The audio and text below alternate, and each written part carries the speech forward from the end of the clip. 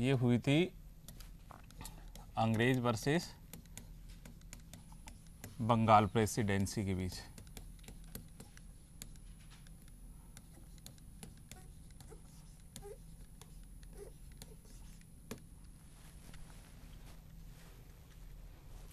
तो इससे पहले अपन ने पढ़ी थी संधि, सूरत की संधि।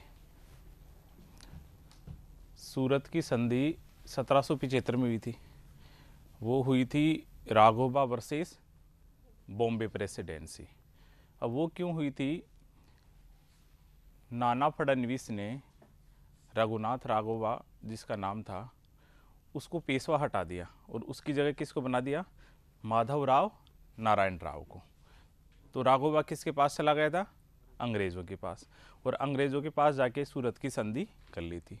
सूरत की संधि में अंग्रेज़ों ने ये आश्वासन दिया था कि आपको पेशवा बना दिया जाएगा, बदले में आपको 2500 की सैनिक सहायता भी उपलब्ध करवाई जाएगी।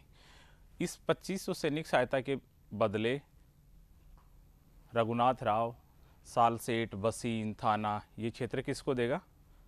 अंग्रेज़ों। अब अंग्रेज उनकी सहायता करने के लिए आ जाते हैं और पूना पे आक्रमण करने के लिए अंग्रेजी सेना आ जाती है। इसी बीच क्या होता है, चूंकि ये संधि किसने स्वीकार की थी? बॉम्बे प्रेसिडेंसी और रघुनाथ राव। तभी 1773 का रेगुलेटिंग एक्ट आया। रेगुलेटिंग एक्ट में ये प्रावधान था कि बंगाल प्रेसिडेंसी को विदेशी मामले जो बॉम्बे और मद्रास के थे वो दे दिए कि बॉम्बे और मद्रास प्रेसिडेंसी के जो भी विदेशी मामले हैं वो कौन देखेगा? बंगाल प्रेसिडेंसी। तो चूंकि ये संधि कर ली थी बॉम्बे प्रेसिडेंसी ने, तो उस समय गवर्नर जनरल था वारेन हेस्टिंग्स। तो वारेन हेस्टिंग्स ने इस संधि को अस्वीकार कर दिया, सूरत की संधि को। और उधर बॉम्बे प्रेसिडेंसी सूरत की संधि के प्रावधानों के अनुसार पूना पे आक्रमण करने के लिए चली गई। इनके बीच झड़प चली रही थी, तभी बंगाल प्रेसिडेंसी की तरफ से आया था कर्नल अपटोन। इनकी तरफ से कौन आया था? कर्नल अपटोन। अपटोन आया था। अब ये आता है और ये कर लेता है पुरंदर की संधि। इसके प्रावधान क्या थे? इसमें पहला प्रावधान ये था कि ब्रिटिश ईस्ट इंडिया कंपनी ने रघुनाथ राव को पेशवा बनाने का जो दावा पेश कर रही थी उसको अस्वीकार कर दिया, कि रघुनाथ राव को पेशवा बनाने का जो दावा कर रहे थे उसको अस्वीकार कर दिया। लेकिन साथ ही उन्होंने ये प्रावधान भी कर दिया कि पेशवा उसको रघुनाथ राव को आपको क्या देनी पड़ेगी? पेंशन देनी पड़ेगी। मराठों ने एक और ये लिया कि उनके दो प्रदेश थे, भरूच और सालसेट, ये किसको मिलेंगे? मराठों को। तो पहला तो ये प्रावधान कर दिया कि रघुनाथ राव का साथ छोड़ देंगे, अंग्रेज रघुनाथ राव का साथ छोड़ेंगे। दूसरा क्या किया? मराठों ने उसको पेंशन देना स्वीकार कर लिया। मराठों ने पेंशन देना स्वीकार कर लिया। दूसरा ये किया कि दो क्षेत्र थे, भरूच जो वर्तमान गुजरात में पड़ता है और सालसेट, ये दो क्षेत्र, इनका जो राजस्व था वो अंग्रेजों के पास रहेगा। तीसरा ये कर दिया कि राघोबा सेना नहीं रखेगा। रघुनाथ राव का नाम क्या था? राघोबा। राघोबा सेना नहीं रखेगा। और चौथा ये प्रावधान किया कि राघोबा के कारण कंपनी को 12 लाख रुपए का नुकसान हुआ। 12 लाख का नुकसान। यह नुकसान कौन देंगे? मराठे देंगे। तो इस संधि में 4 प्रावधान किए। रघुनाथ राव का साथ अंग्रेज देना छोड़ देंगे, बदले में मराठों को पेंशन देना होगा। किसको? रघुनाथ राव को। भरूच और जो सालसेट के प्रदेश थे उनका राजस्व अंग्रेजों के पास रहेगा। तीसरा प्रावधान ये किया कि राघोबा कोई सेना नहीं रखेगा।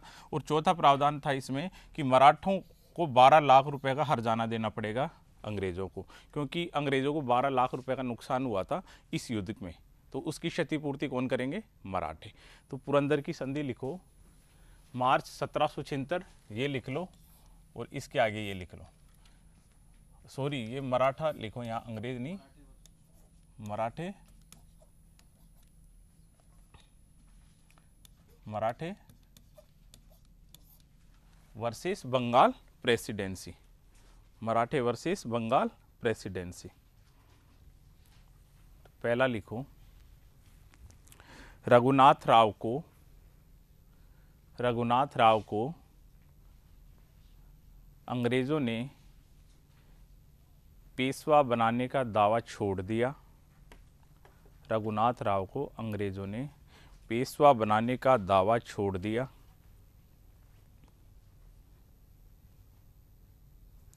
तथा बदले में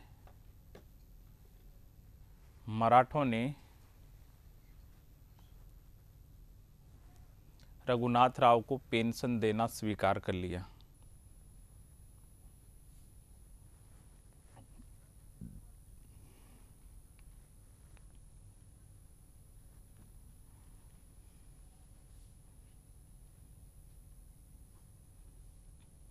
पॉइंट नंबर 2 लिखो, भरूच तथा सालसेट का राजस्व अंग्रेजों के पास रहेगा।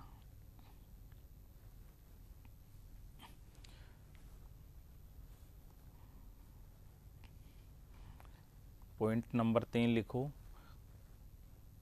राघोबा कोई सेना नहीं रखेगा।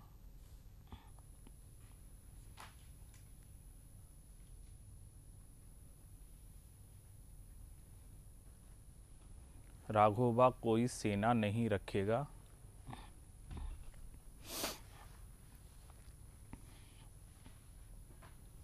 चौथा लिखो, अंग्रेजों ने राघोबा के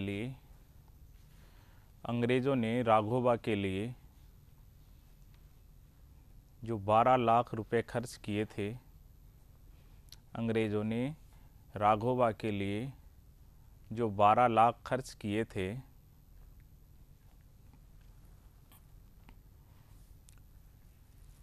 उसका भुगतान मराठे करेंगे, उसका भुगतान मराठा करेंगे।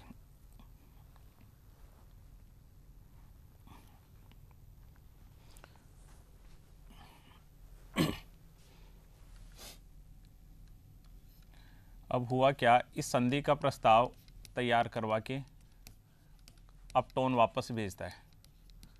अपटोन भेजता है बॉम्बे प्रेसिडेंसी के पास। अब बॉम्बे प्रेसिडेंसी ने इस प्रस्ताव को अस्वीकार कर दिया। तभी ये प्रस्ताव जाता है वारेन हेस्टिंग्स के पास। किसके पास? वारेन हेस्टिंग ने इस समय देखी कि इस समय मराठों को जीतने के लिए अनुकूल परिस्थिति बन रही है, इसलिए इसने भी क्या किया, इस संधि को अस्वीकार कर दिया और कहा कि मराठों पे जो आक्रमण जारी रखे हैं आपने, वो आक्रमण जारी रखा जाए। इसलिए फिर इनके बीच युद्ध चलता रहता है। फर्स्ट कब शुरू हुआ था इनका? 1775 से। प्रथम आंग्ल मराठा यही तो हुआ था 75 से 82 के बीच में। तभी इनके बीच युद्ध ये चल रहा है 1776 के बाद। 1776 से इनके बीच रेगुलर 79 तक युद्ध चलता रहता है। छिटपुट लड़ाई होती है, कभी कोई जीत जाता है, कभी मराठे कभी अंग्रेज। फिर इनके बीच 1779 में एक और संधि होगी, बड़गांव की संधि। तो आगे लिखो बड़गांव की संधि।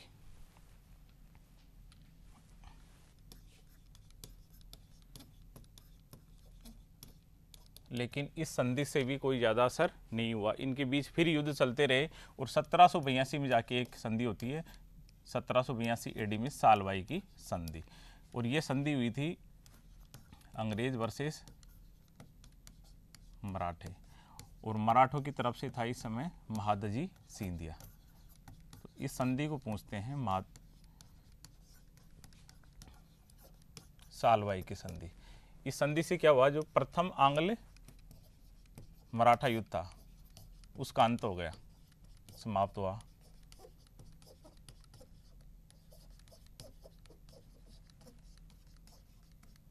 तो प्रश्न ये पूछते हैं, प्रथम आंग्ल मराठा युद्ध का समापन किस संधि से हुआ? सालवाई की संधि। कब हुई थी? 1782 में। किसके बीच? अंग्रेज और मराठों के बीच। मराठों में कौन आया था इस संधि के लिए? महादजी सिंधिया। और बड़गांव की संधि हुई थी 1779 के अंदर, अंग्रेज वर्सेस मराठे। तो इसको लिख लो। फिर अपन सालवाई की संधि में क्या प्रावधान थे उनको लिखेंगे। इस संधि के प्रावधान देखो, वो पूछते हैं। पहला प्रावधान इसमें यह था कि इस समय पेशवा कौन था? 1774 से 1796 तक कौन था पेशवा? माधवराव नारायण राव। माधवराव नारायण राव ये पेशवा था इस समय। तो अंग्रेजों ने जो माधवराव था उसको पेशवा मान लिया, पहला तो ये किया। दूसरा इन्होंने ये किया, संधि कौन कर रहा था? महादजी सिंधिया। तो महादजी सिंधिया को यमुना के पश्चिम का सारा हिस्सा दे दिया, यमुना का पश्चिमी क्षेत्र दे दिया सारा अंग्रेजों ने। तीसरा क्या किया, राघोबा को अंग्रेज किसी प्रकार का सहायता नहीं देंगे और मराठे उसको पेंशन देंगे। और चौथा ये किया, एक दूसरे के जो जीते हुए क्षेत्र थे वो वापस लौटा दिए, एक दूसरे के क्षेत्र लौटा दिए। तो चार इसके अंदर मुख्य प्रावधान थे। माधवराव पेशवा को अंग्रेजों ने पेशवा मान लिया, यमुना का समस्त पश्चिमी क्षेत्र किसको दे दिया? महादजी सिंधिया को दे दिया गया। और राघोबा को अंग्रेज अब किसी प्रकार की सहायता नहीं देंगे, उसको पेंशन देंगे मराठे। और एक दूसरे के क्षेत्र जो लिए थे आपस में वो वापस कर दिए। तो पहला प्रोविजन लिखो इसमें, प्रावधान फर्स्ट, अंग्रेजों ने माधवराव नारायण राव को, अंग्रेजों ने माधवराव नारायण राव को, अंग्रेजों ने माधवराव नारायण राव को पेशवा मान लिया।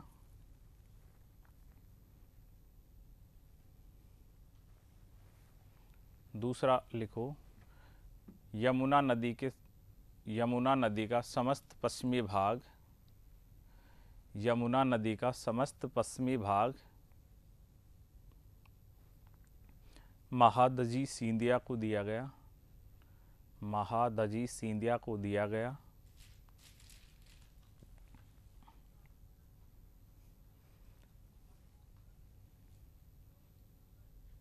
पॉइंट नंबर 3 लिखो, अंग्रेजों ने राघोबा का साथ देना छोड़ दिया,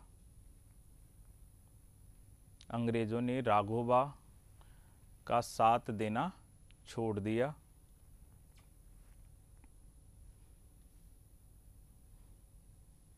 तथा मराठे उसको पेंशन देंगे।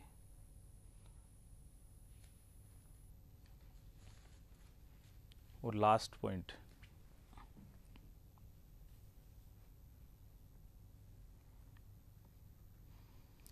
एक दूसरे के जीते हुए प्रदेश वापस लौटा दिए,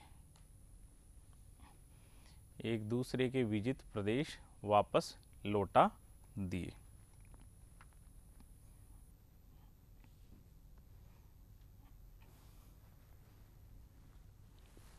तो अपन ने देखा प्रथम युद्ध कब शुरू हुआ था? 1700, प्रथम आंग्ल मराठा युद्ध। इनमें प्रश्न पूछते हैं बार बार। 1775 से 82 शुरू किस संधि से हुआ था? सूरत। 1775 में हुई थी। किस किस के बीच हुई थी? Raghoba versus Bombay presidency. फिर दूसरी संधि कौन सी हुई थी? पुरंदर की संधि। पुरंदर की हुई 1776 में। ये किस किस के बीच हुई? मराठे वर्सेस बंगाल प्रेसिडेंसी। फिर संधि हुई बड़गांव की 1779, मराठे वर्सेस अंग्रेज। जितनी संधि अपन सब में पढ़ेंगे उतनी अकेले मराठों में। और संधि का युद्ध का खत्म किससे हुआ? सालवाई की संधि से। इसको सबसे ज़्यादा पूछते 1782 में, मराठे वर्सेस अंग्रेज। इनकी तरफ से कौन था? महादजी सिंधिया, महादजी सिंधिया। तो ये हो गया प्रथम। अब इस संधि का महत्व लिखो। सालबाई की संधि का महत्व है। अब देखो, जो द्वितीय आंग्ल मराठा युद्ध होगा वो होगा 1803 से लेके 1806 तक। तो एक प्रकार से अपन कह सकते हैं कि सालबाई की संधि के कारण मराठे और अंग्रेज़ों के बीच लगभग 20 वर्ष तक शांति रही। 20 वर्ष तक शांति रही। अब देखो, इसी समय अंग्रेज़ों का युद्ध चल रहा था मैसूर से। मैसूर, इसके जस्ट आगे पढ़ेंगे अपन। मैसूर में थे हैदर अली और टीपू सुल्तान। अब इन्होंने क्या किया, जब ये 20 वर्ष की शांति रही तो इस शांति के पीरियड में इन्होंने मैसूर साम्राज्य को ठिकाने लगा दिया तब तक, क्योंकि अकेला मैसूर अंग्रेज़ों का सामना नहीं कर सकता था। तो इसका दो महत्व हैं। पहली बात, अंग्रेज़ और मराठों के बीच 20 वर्ष तक शांति रही। दूसरा, चूंकि मराठों के साथ इनका किसी प्रकार का युद्ध नहीं हुआ, इसलिए इन्होंने अपनी पूरी ताकत मैसूर के खिलाफ लगा दी और मैसूर का विलय अंग्रेजी साम्राज्य में कर लिया। तो पहला लिखो, इस संधि के कारण प्रथम आंग्ल मराठा युद्ध का समापन हुआ। प्रथम आंग्ल मराठा युद्ध का समापन हुआ तथा लगभग 20 वर्ष तक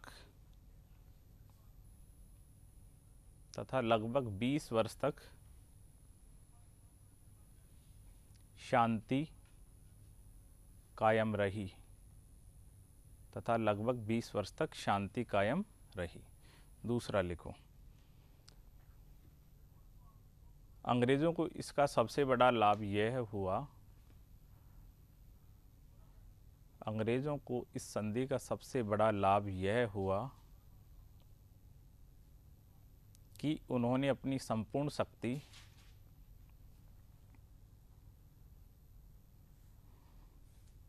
मैसूर राज्य के खिलाफ लगाई। वो अपन देखते हैं द्वितीय आंग्ल मराठा युद्ध।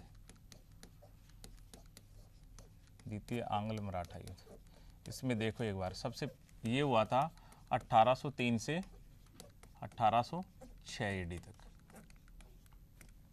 किसके बीच होगा? अंग्रेज versus Bajirao second. Peshwa Bajirao second आ गया था ना इस समय, बाजीराव सेकंड के बीच में हुआ क्यों इसमें, सबसे पहले अपन ये देखते हैं। पहले अपन ने देखा था 1800 के अंदर, 1800 एडी में नाना फडणवीस की मृत्यु हो गई थी, याद है ना ये तो। और 1795 में हो गई थी माधवजी सिंधिया की, और 1796 में हो गई थी इनके पेशवा था माधवराव नारायण राव की, माधवराव नारायण। इनसे क्या हुआ, इनके जो योग्य नेतृत्व था, ये सभी लोग योग्य थे, कूटनीति के थे अच्छे। इसके बाद इनका पेशवा कौन बना था? बाजीराव सेकंड। अब बाजीराव सेकंड क्या चाहता था कि अभी तक जितने भी पेशवा थे वो सभी इनके जो सरदार थे, मराठा संघ था, मराठा संघ में 4 बताया था ना, सिंधिया, गायकवाड़, होलकर और भोंसले। इन 4 ये मराठा संघ बना था इनका। और मराठा संघ क्यों बना था? पेशवा को सहयोग देने के लिए। अब धीरे धीरे क्या हुआ, ये जो मराठा सरदार थे ये एक स्वतंत्र शासक की भांति काम करने लग गए। इससे पेशवा को ये क्या करते थे, हमेशा दबाव में रखते थे। जब भी सेना की जरूरत होती तो ये पेशवा के साथ कुछ समझौता करते थे, उसको बाध्य करते थे कुछ शर्तों के लिए।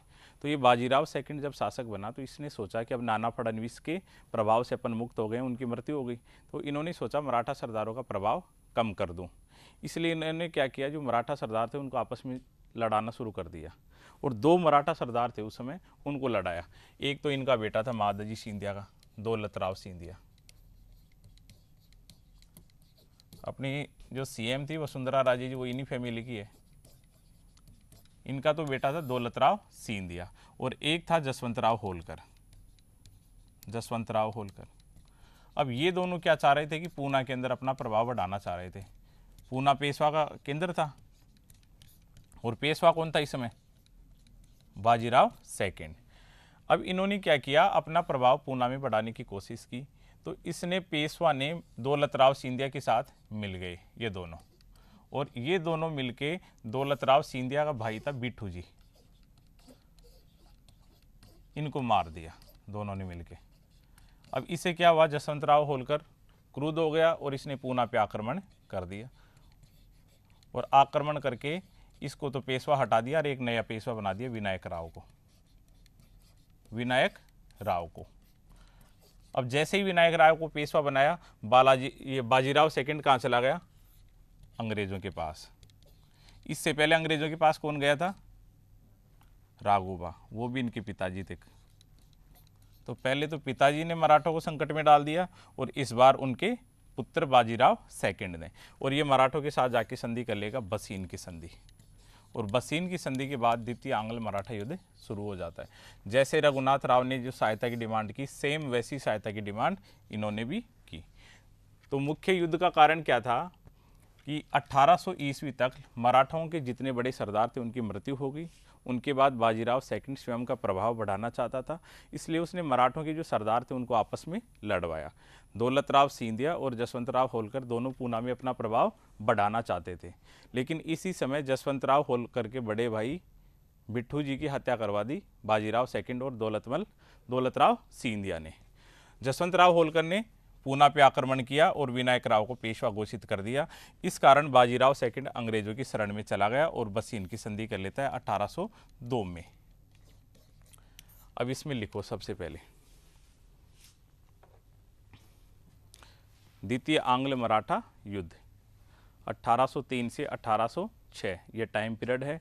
लिख लो अंग्रेज वर्सेस बाजीराव सेकंड। नहीं, ये तो रहने दो, अंग्रेज वर्सेस बाजीराव सेकंड ये रहने दो, ये मत लिखो।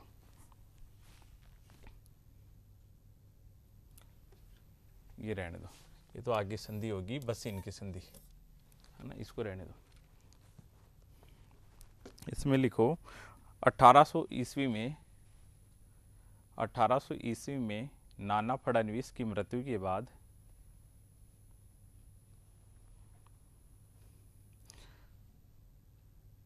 वास्तव में मराठों की एकता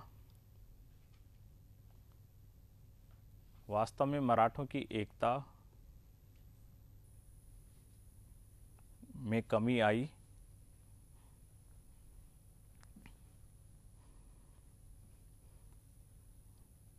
अगला पॉइंट लिखो, फडणवीस की मृत्यु के बाद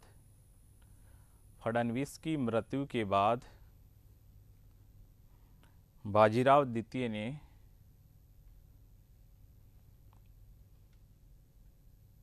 अपनी स्थिति मजबूत करने के लिए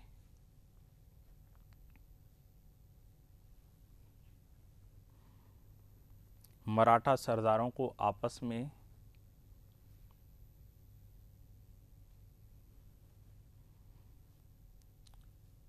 लड़वाना शुरू किया।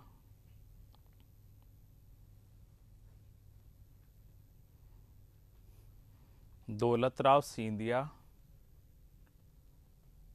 तथा जसवंतराव होलकर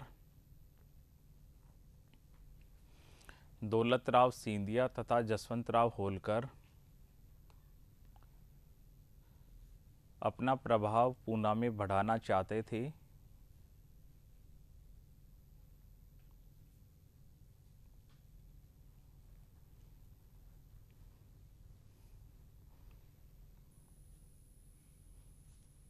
नेक्स्ट पॉइंट, 1801 में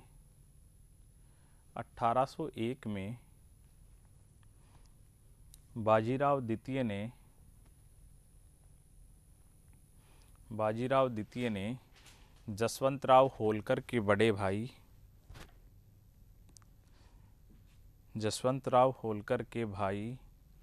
बिट्ठू जी की पूना में हत्या कर दी।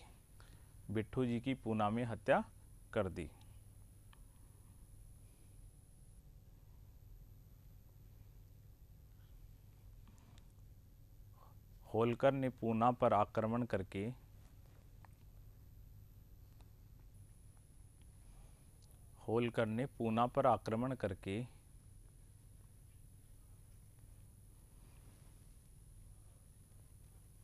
विनायक राव को पेशवा घोषित कर दिया।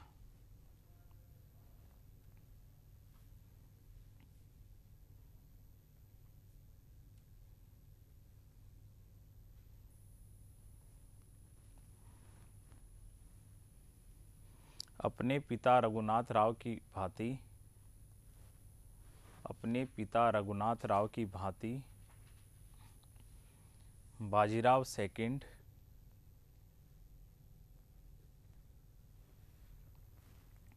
अंग्रेजों की शरण में चला गया।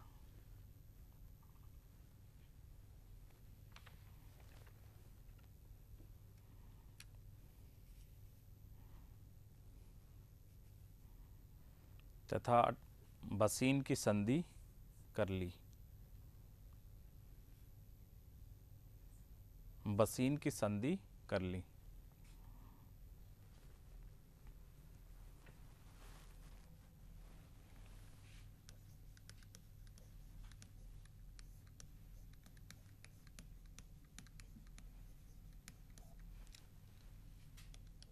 ये हुई थी 1802 में।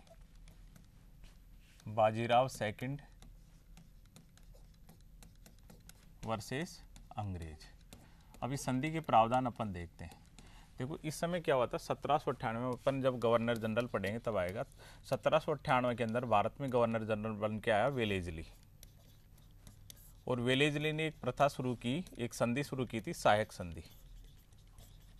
सहायक संधि मैंने बताई थी पहले। सहायक संधि में क्या करते थे, एक जो क्षेत्र है, जैसे ये कोई राज्य है, इसकी जो इसके ऊपर यदि कोई भी भारी आक्रमण होता था, उनका दायित्व कौन ले लेते थे, अंग्रेज। बदले में यहाँ पे एक सेना रखते थे, और जहाँ सेना रहती थी वो क्षेत्र भी किसके पास रहता था, अंग्रेज़ों के पास। इस क्षेत्र की जो इनकम होती थी वो भी इस सेना के पास ही रहती थी। अब इससे नुकसान क्या हुआ, एक तो यदि ये राज्य बाहरी किसी भी शक्ति के साथ यदि कोई संधि करता, तो संधि करने से पहले किनको पूछना पड़ता, अंग्रेज़ों को। तो भारी यदि किसी राज्य के साथ कोई गठजोड़ होता है इनका भविष्य में, तो अंग्रेज़ों को पता चल जाता। दूसरा, इनके जो भी आंतरिक मामलों में कभी लड़ाई होती तो पहले किसके पास पहुंच जाते थे लोग, यहाँ एक रेजिडेंट रहता था अंग्रेज, अंग्रेजी का अधिकारी था रेजिडेंट। तो इनके जो आंतरिक मामले थे उनमें अंग्रेज हस्तक्षेप करने लग गए। तो इस समय तक सहायक संधि शुरू हो गई थी। तो ये एक प्रकार की कौन सी संधि थी, सहायक संधि। अब अपन इस संधि में जो प्रावधान पढ़ेंगे, लगभग सहायक संधियों में वैसे ही प्रावधान है, हर सहायक संधि में लगभग समानता थी। इस सहायक संधि में इन्होंने पहला प्रावधान क्या किया, पेशवा ने अंग्रेजों का संरक्षण स्वीकार कर लिया। बदले में पेशवा के लिए एक सेना पूना में रखी जाएगी। तो पेशवा ने अंग्रेजी संरक्षण स्वीकार कर लिया तथा उसकी सहायता के लिए एक सेना रखी जाएगी, कहाँ पे, पूना में। तो पहला प्रावधान ये किया गया, पेशवा ने अंग्रेजी संरक्षण स्वीकार कर लिया, बदले में पेशवा की सहायता के लिए एक सेना पूना में रखी गई। दूसरा ये का, जितने भी विदेशी मामले हैं, यानी अन्य शक्तियों से बातचीत करने हैं, वो सब किसको मिल गए, अंग्रेजों के पास। तो विदेशी मामले अंग्रेजों के पास चले गए। तीसरा इन्होंने प्रावधान किया, निजाम और गायकवाड़, दो शक्तियां थी, निजाम और गायकवाड़, कि इनके साथ आप बातचीत करोगे तब हम मध्यस्थता करेंगे। निजाम और गायकवाड़ के साथ जब भी बातचीत होगी तो हम मध्यस्थता करेंगे। चौथा इसमें प्रोविज़न ये किया, निजाम से आप जो चौथ वसूली करते थे वो अधिकार आपको छोड़ना होगा, चौथ वसूली का अधिकार छोड़ना होगा। और लास्ट प्रावधान ये किया, आपकी सेना में जो यूरोपीय लोग हैं उनको हटाना होगा। तो बसीन की संधि वास्तव में क्या थी, एक सहायक संधि थी। इसमें पहला प्रावधान क्या किया गया कि पेशवा ने अंग्रेजी संरक्षण स्वीकार कर लिया, बदले में पेशवा की सहायता के लिए एक सेना रखी गई, कहाँ, पूना में। दूसरा ये हुआ, जो भी विदेशी मामले थे मराठों के वो अंग्रेजों के पास आ गए। निजाम तथा गायकवाड़ से यदि कभी भी बातचीत की जाएगी तो उसकी मध्यस्थता कौन करेंगे, अंग्रेज। तीसरा, निजाम के साथ चौथ वसूली जो मराठे करते थे उसका त्याग करना होगा, और जितने भी यूरोपियन लोग हैं सेना में उनको हटाना पड़ेगा। ये सहायक संधि की शर्तें होती थी, लगभग राज्यों के साथ ही की थी उन्होंने। बाद में अपन इसमें देखेंगे सहायक संधि के क्या लाभ दोष हुए। तो पहला पॉइंट लिखो इसमें, वास्तव में यह एक सहायक संधि थी, वास्तव में यह एक सहायक संधि थी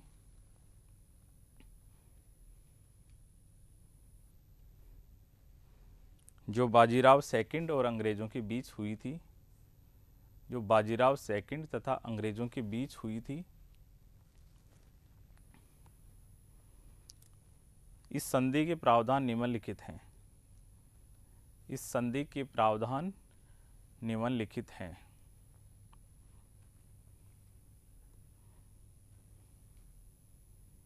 पहला, पेशवा ने अंग्रेजों का संरक्षण स्वीकार कर लिया।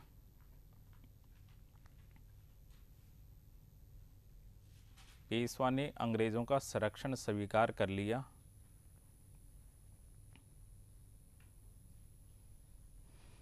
तथा पेशवा के खर्चे पर एक सेना पूना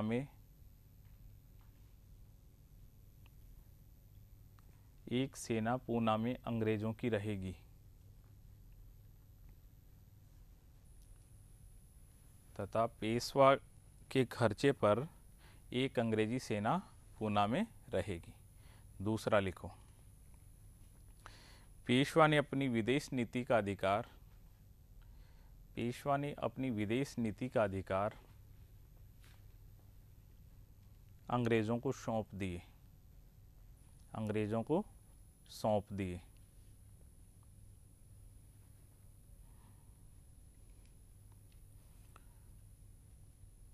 पॉइंट नंबर 3, निजाम तथा गायकवाड़ के मामले में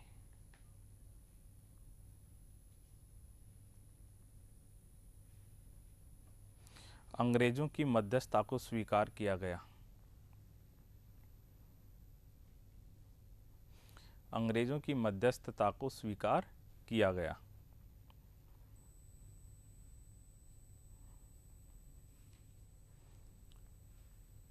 नेक्स्ट पॉइंट, पेशवा ने निजाम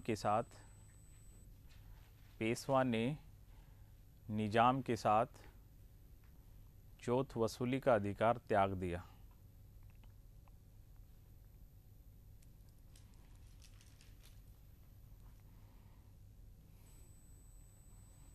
और लास्ट पॉइंट, मराठों की सेना से सभी यूरोपियन लोगों को बाहर निकाल दिया गया।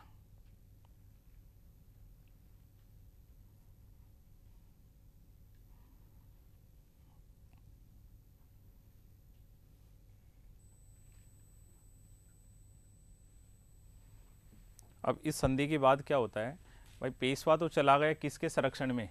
अंग्रेजों के संरक्षण में। तो अब युद्ध किनके साथ होगा? पेशवा क्यों गया था? मराठा सरदारों को कम करने के लिए। तो अब अंग्रेजों का युद्ध किनके साथ होगा? मराठा सरदारों के साथ। अब इनके अलग अलग युद्ध शुरू होते हैं और अलग अलग संधियां होती हैं। पहली संधि होती है, लिखते जाओ इनको, 3 संधियां होंगी। सुरजी अर्जुन गांव की संधि। सुरजी अर्जुन गांव की संधि।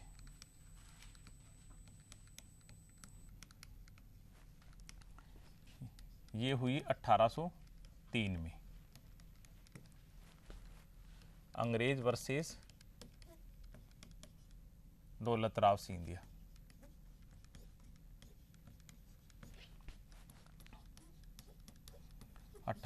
में हुई सुरजी अर्जन गांव की संधि, अंग्रेज वर्सेस दौलतराव सिंधिया। दूसरी हुई देवगांव की संधि, देवगांव की, ये हुई 1804 में। अंग्रेज वर्सेस होलकर के बीच में। और तीसरी संधि होती है राजपुर घाट की संधि, ये हुई 1805 एडी में। अंग्रेज वर्सेस रघुजी भोंसले।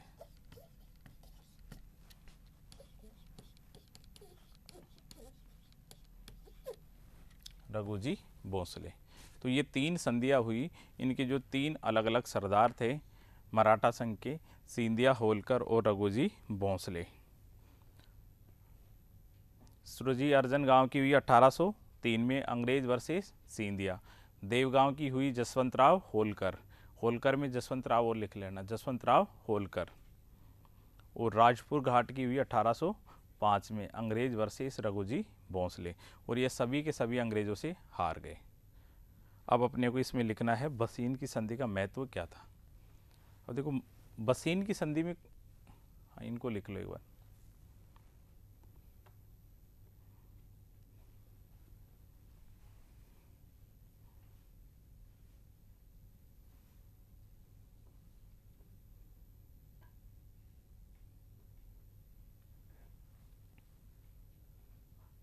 इस चैप्टर में काफ़ी संधियाँ हैं और आगे भी आएगा, अंग्रेज मैसूर और अंग्रेज और पंजाब। उसके बाद में अपने ये संधि वाले और लड़ाई वाले युद्ध खत्म हो जाएंगे। उसके बाद धर्म सुधार आंदोलन और स्वतंत्रता आंदोलन शुरू हो जाएगा उसके बाद। अब बसीन की संधि का महत्व क्या था, ये एग्जाम में प्रश्न पूछते हैं। अब अपन देखते हैं यह संधि की किसने थी, पेशवा ने। अब देखो पेशवा में क्या था, जो इनका मराठा संघ था, इस पूरे मराठे संघ की जो विदेश नीति थी उसके भी अधिकार पेशवा में थे। अब जब पेशवा ही अंग्रेजों के संरक्षण में चला गया तो ये संघ तो अपने आप ही इनके संरक्षण में जाना ही था अंग्रेजों के। तो अपन ये कह सकते हैं कि वास्तव में बसीन की संधि से पूरा मराठा संघ ही अंग्रेजों के अधिकार में आ गया। इस कारण जो पूरा संघ था उसकी विदेश नीति के अधिकार भी कानूनी रूप से किसके अधिकार में आ गए, अंग्रेजों के अधिकार में आ गए। तो पहला अपन ये कह सकते हैं। दूसरा, इनकी विदेश नीति जो थी उसके कारण जो अन्य जो रियासतें थी या अन्य जो भारतीय शक्तियाँ थी उनके साथ मराठों का संपर्क टूट गया। इसके कारण क्या हो गए, मराठे संगठित नहीं हो पाए। तो अंग्रेज़ों ने इसका फ़ायदा उठाया और जो ये अकेले जब कमज़ोर हुए तो अंग्रेज़ों ने इनको आसानी से हरा दिया। तीसरा, अन्य जो यूरोपीय शक्तियाँ थी उनके साथ भी नहीं जुड़ने दिया इनको, क्योंकि विदेश नीति के अधिकार इनके पास आ गए। चौथा, अब इन्होंने क्या किया, सहायक संधि के तहत पूरे भारत में अलग अलग जगह अपनी सेना नियुक्त कर दी, सब जगह कर दी, हर राज्य के साथ सहायक संधि की। लेकिन दक्षिण भारत में मराठे थे, यहाँ पे इनकी सेना नहीं थी। जैसे ही पूना अधिकार में आया इनकी सेना कहाँ पे नियुक्त हो गई, पूना में भी। अब पूरे भारत में जहाँ कहीं भी विरोध हो रहा था ये आसानी से वहाँ पहुँच जाते थे। इस कारण क्या हुआ, जो मध्य भारत का हिस्सा था, जो केंद्रीय हिस्सा था, वो भी इनके अधिकार में आ गया। इसलिए जब कभी किसी रियासत ने विद्रोह किया तो उनका आसानी से ये दमन करने लग गए। तो पहला इसमें क्या था कि विदेश, वास्तव में पूरी विदेश शक्ति किसके अधीन आ गई, अंग्रेजों के अधीन आ गई। इससे मराठा संघ कानूनी रूप से अंग्रेजों के अधिकार में हो गया। दूसरा, जो अन्य विदेशी शक्तियां थी और भारतीय देशी राज्य थे उनके साथ भी मध्यस्थता स्वीकार करने के या संधि करने का जो पावर थी वो अंग्रेज़ों के पास आ गई। इसलिए मराठों का अन्य जो भारतीय रियासत इनके साथ किसी प्रकार का सहयोग नहीं हुआ। तीसरा, पूना में सहायक संधि के कारण एक यूरोपियन या अपन कह सकते हैं अंग्रेजी सेना रखी गई। इस सेना का उपयोग वो आसानी से किसी भी विद्रोह में कर सकते थे। और लास्ट पॉइंट, अभी तक क्या था, जो मराठा संघ था या पेशवा था वो ही मराठों को युद्ध के लिए आदेश देता था, लेकिन पेशवा किसके अधीन आ गया, अंग्रेजों के अधीन। इस कारण अब ये युद्ध के आदेश नहीं दे सका। इस कारण लंबे समय तक मराठे अब युद्धों के अंदर व्यस्त नहीं रहे, युद्धों से फ्री हो गए एक तरीके से। तो अब युद्ध ही नहीं होंगे मराठों के, आगे युद्ध खत्म हो जाएंगे। तो पहला इसमें लिखो, इस संधि के तहत पेशवा तथा मराठा संघ, इस संधि के तहत पेशवा तथा मराठा संघ अंग्रेजों के अधीन आ गया।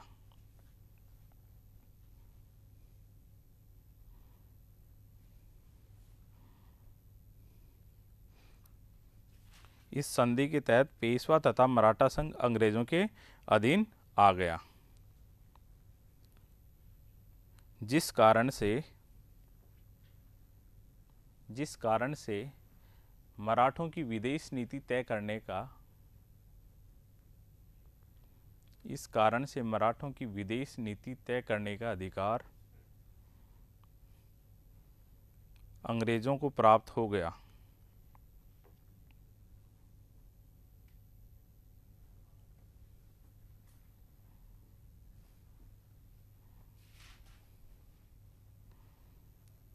दूसरा लिखो, अंग्रेजों को मराठों की आंतरिक राजनीति में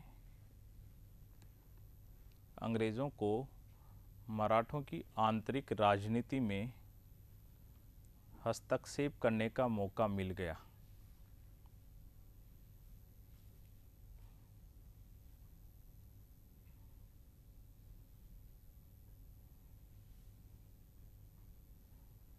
तीसरा लिखो, विदेशी मामले कंपनी के पास चले जाने से विदेशी मामले कंपनी के पास चले जाने से मराठे अन्य भारतीय शासकों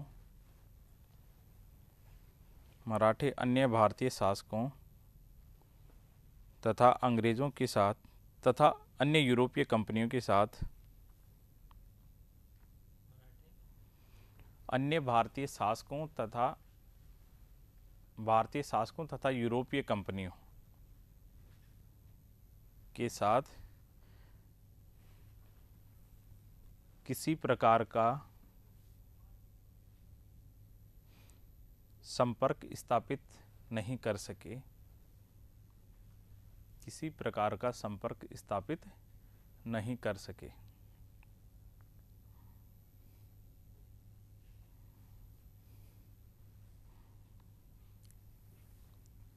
लास्ट लिखो, सहायक संधि के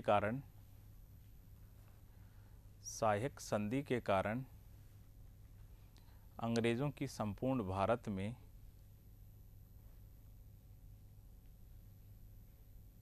सेना की टुकड़ियां रखी गई थी,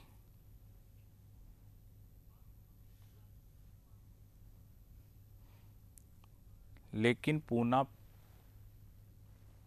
भारत के केंद्र बिंदु में था।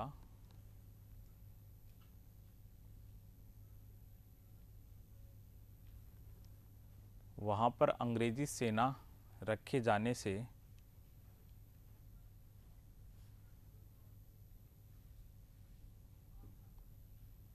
मध्य भारत में होने वाले विद्रोहों को आसानी से दबाया जा सकता था।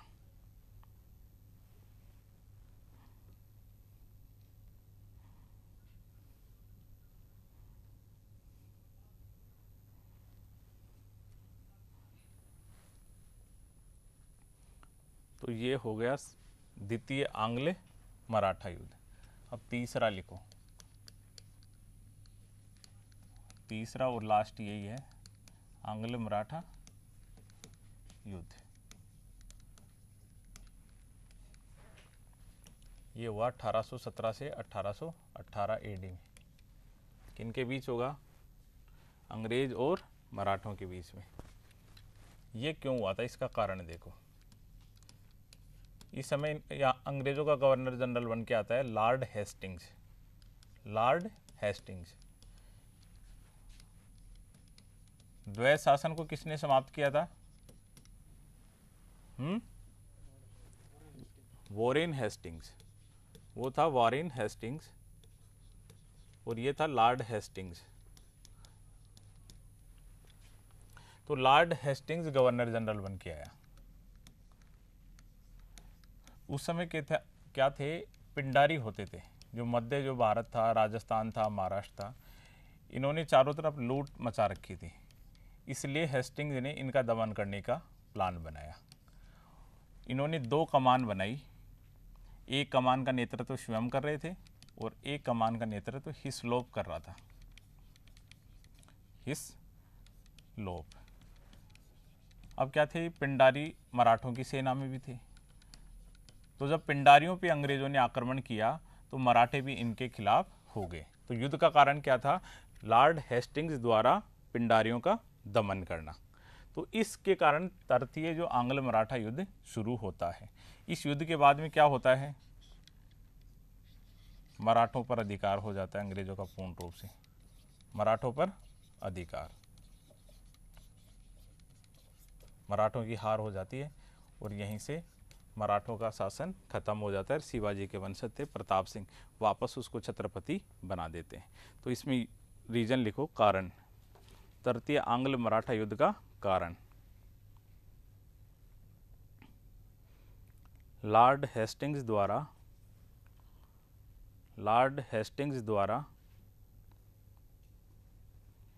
पिंडारियों का दमन करना। लॉर्ड हेस्टिंग्स द्वारा पिंडारियों का दमन करना।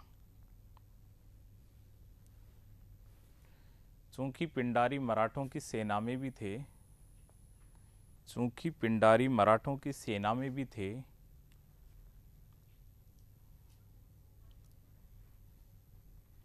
इस कारण से मराठों ने भी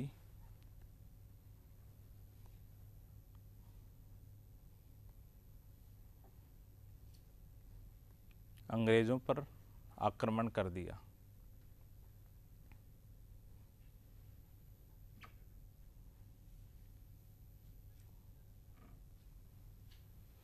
अगला पॉइंट लिखो, लॉर्ड हेस्टिंग्स ने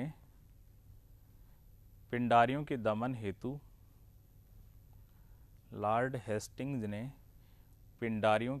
हेतु दो कमान बनाई, जिसमें एक का नेतृत्व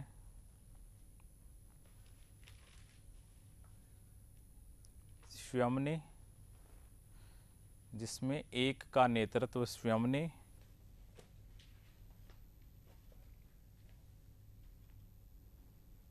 तथा दूसरी कमान का नेतृत्व, ऐसा लिख लो, दूसरी का हिस्लोप ने नेतृत्व किया।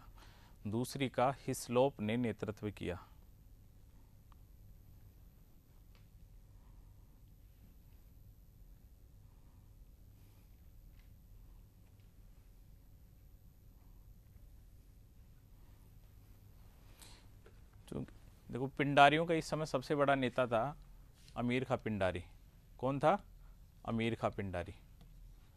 तो इन्होंने सोचा ये तो भविष्य में भी लूटमाट करेंगे, तो इसलिए इन्होंने क्या किया कि इनको भी एक रियासत दे दो अलग से। तो इसलिए इनको एक रियासत दी 1818 में। कौन सी रियासत थी वो? टोंक रियासत। तो टोंक तब से बनी। तो लिखो इसमें, पिंडारियों के नेता अमीर खां पिंडारी को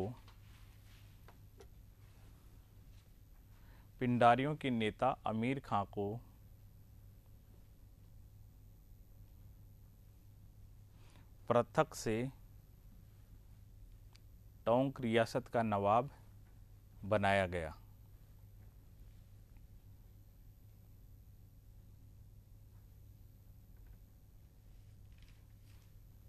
यह राजस्थान की एकमात्र मुस्लिम रियासत थी।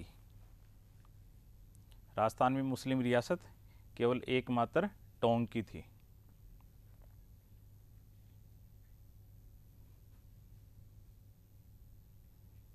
सबसे नवीन रियासत कौन सी थी राजस्थान की? झालावाड़, जो 1838 में बनी थी। वो तो रहने दो। इस युद्ध का परिणाम क्या लिखा? वो लिखो, परिणाम। युद्ध में मराठों की निर्णायक हार हुई।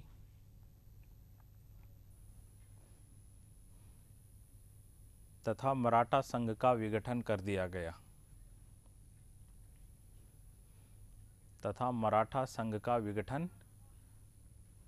गया।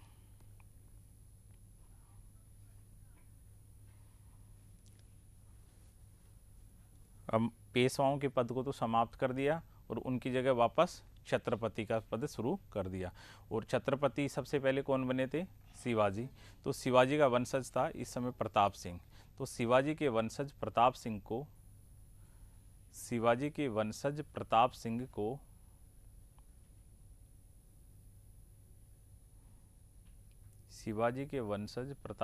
को सतारा में छत्रपति बना दिया गया।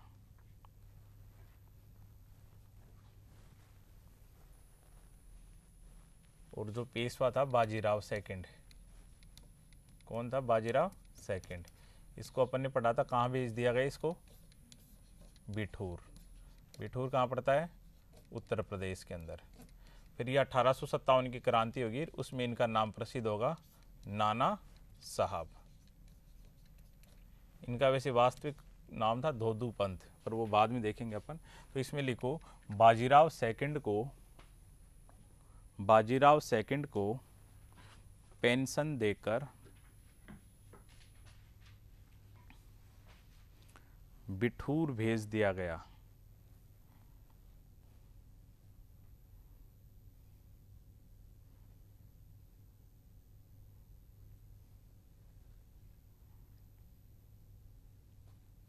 अब आंग्ल मराठों का पूरा काम खत्म हो गया। अब लास्ट इसका जो प्रश्न बचता है और मेंस के हिसाब से कि वास्तव में मराठों की हार के कारण क्या थे? मराठों की हार के कारण क्या थे?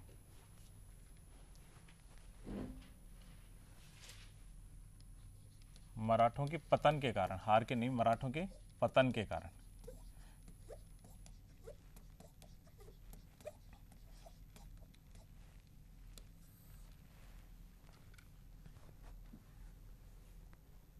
अब देखो मराठा साम्राज्य की स्थापना किसने की? शिवाजी महाराज। शिवाजी ने कई आदर्शों के आधार पर स्थापना की, जिनमें उनका एक आदर्श था मराठा साम्राज्य हो अपना, जिसपे मराठे लोग शासन करें।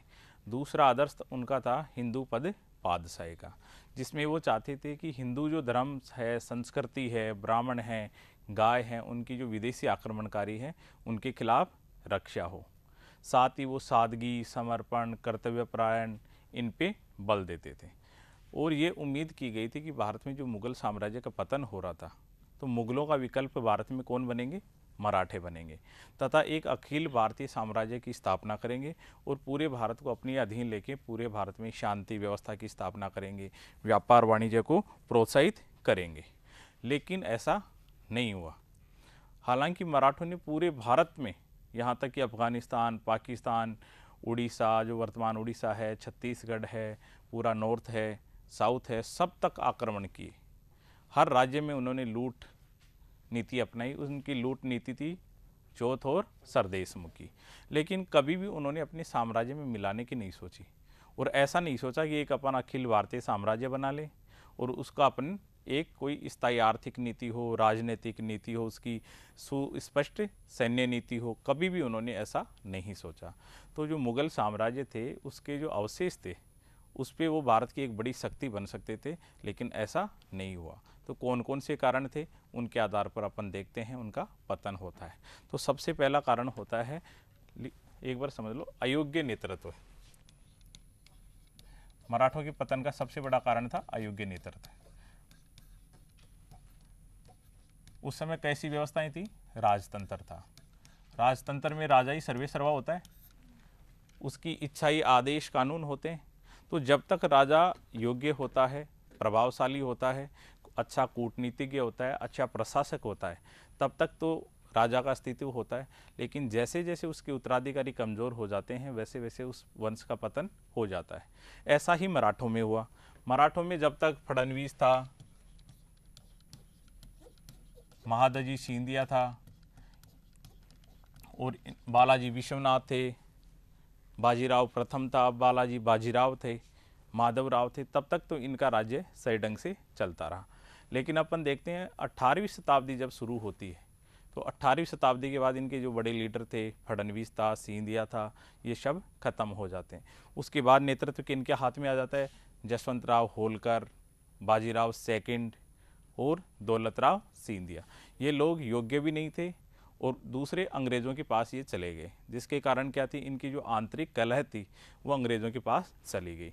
और अंग्रेज़ों के पास पेशवा जाने से जो मराठा संघ था वो एक तरीके से अंग्रेज़ों के अधीन हो गया।